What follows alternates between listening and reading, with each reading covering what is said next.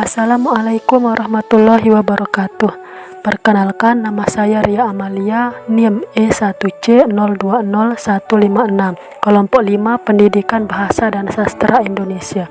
Pada kesempatan ini saya akan menjelaskan inti materi mengenai Pancasila sebagai filsafat bangsa. Pengertian Pancasila sebagai sistem filsafat bangsa. Pancasila sebagai sistem filsafat bangsa mengandung arti bahwa setiap aspek kehidupan, kenegaraan, kemasyarakatan harus berdasarkan terhadap nilai-nilai Pancasila. Adapun karakteristik Pancasila sebagai sistem filsafat bangsa. Yang pertama, sila-sila dalam Pancasila merupakan satu kesatuan yang utuh. Dalam hal ini, apabila sila-sila dalam Pancasila tidak berurutan, maka tidak bisa disebut sebagai Pancasila. Kenapa?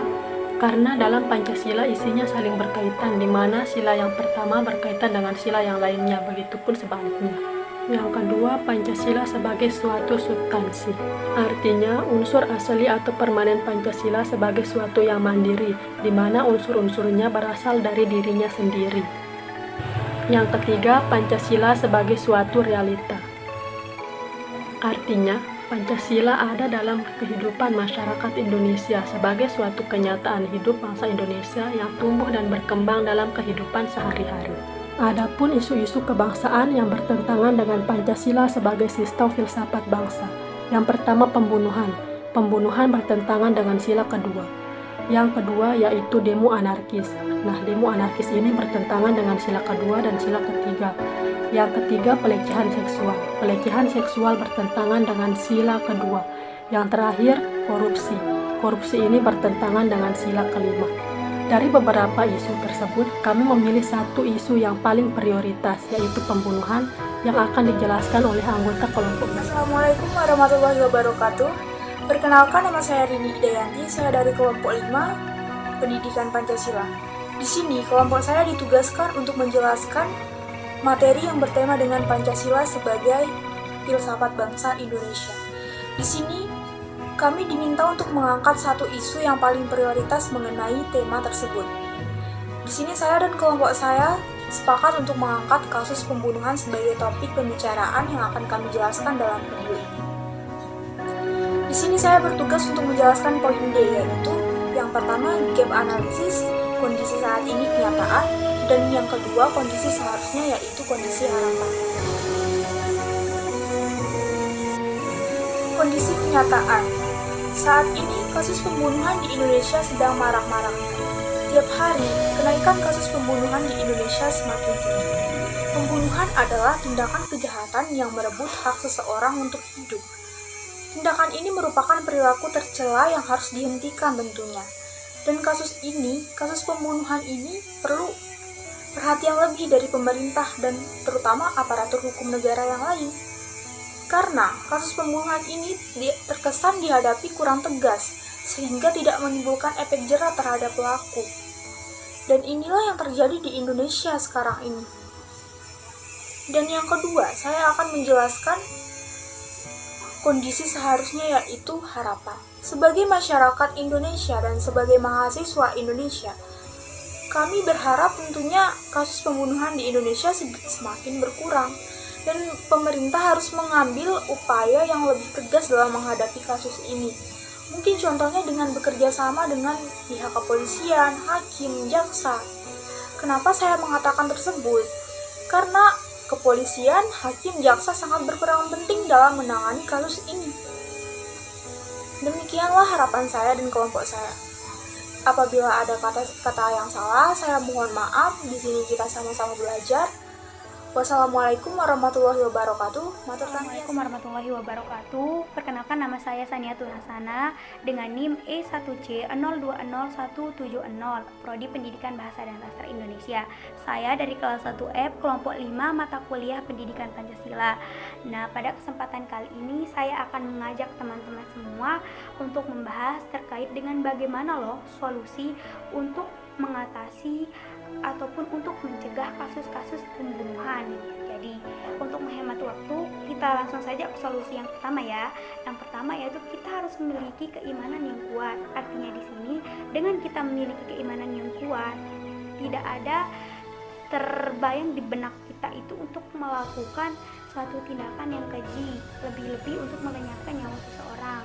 Karena logikanya pada saat itu kita sedang dekat dengan Tuhan. Nah, pada poin yang kedua yaitu kita harus menyadari akan pentingnya nyawa seseorang, dikarenakan nyawa itu tidak bisa dibeli dan tidak bisa diganggu gugat. Kemudian yang ketiga yaitu kita harus mudah untuk bersosialisasi dengan orang lain, dikarenakan dengan kita bersosialisasi, menjalin interaksi ataupun mempunyai relasi, kita akan memiliki kesibukan tersendiri dan tidak ada waktu untuk melakukan hal-hal yang negatif. Kemudian yang keempat, hampir mirip dengan yang tadi, yaitu selalu mempunyai pola pikir yang positif. Kemudian yang kelima, kita harus mematuhi undang-undang. Adapun yang keenam di sini yaitu menjunjung tinggi kesamaan derajat manusia. Dan yang ketujuh di sini yaitu memberi hukuman untuk orang yang membunuh. Nah, tujuannya di sini tidak lain yaitu supaya untuk memberikan efek jerah lah. Kemudian yang kedelapan yaitu mengajak saling menyadarkan orang agar mau lebih dekat dengan Tuhan. Dan kemudian yang kesembilan, kita harus menegakkan keadilan antar manusia. Adapun kegiatan yang 10 yaitu kita harus mengikuti kegiatan yang positif, contohnya seperti futsal, kegiatan mengajar ngaji, karang taruna, dan lain sebagainya. Kemudian yang ke-11 yaitu selalu berbuat baik, dan yang terakhir yaitu selalu mendekatkan diri kepada Tuhan Yang Maha Esa. Kembali lagi ke tahap awal yang tadi itu. Oke, sekian dari saya, kurang lebihnya mohon maaf. Saya ucapkan atur tantiasi. Wassalamualaikum warahmatullahi wabarakatuh. Warahmatullahi wabarakatuh. Perkenalkan, nama saya Rizal Putra dengan NIM E1C02018, Prodi Bahasa dan Sastra Indonesia. Saya dari kelompok 5 Pendidikan Pancasila. Baik, untuk mempersingkat waktu, langsung saja kita mulai. Ya, begitu banyak kasus pembunuhan di dunia ini, khususnya di negeri kita tercinta ini, bahkan dengan berbagai cara dan tempat. Oleh karena itu, kita harus mengetahui langkah-langkah untuk menyelesaikannya sebagai berikut. Yang pertama, mengumpulkan data-data atau jejak agar kita dapat mengetahui dengan apa dan bagaimana cara pelaku membunuh korban. Yang kedua, mencari atau mengumpulkan informasi melalui saksi mata yang ada pada saat kejadian ataupun yang melihatnya jika ada. Yang ketiga, mengotopsi atau menginvestigasi korban kasus pembunuhan agar kita tahu di bagian mana yang membuat korban meninggal. Yang keempat, jika si pelaku telah tertangkap, maka yang pasti ia akan direhabilitas atau dicek jiwanya oleh dokter.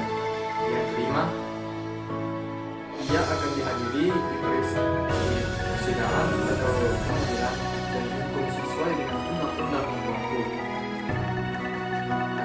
Itulah beberapa langkah untuk mengetahui kasus pembunuhan yang merasakan banyak orang di dunia ini, khususnya di Indonesia. Baik, saya Rizal Putra pamit undur diri. Terima kasih atas perhatiannya. Maaf bila ada kesalahan atau kekurangan.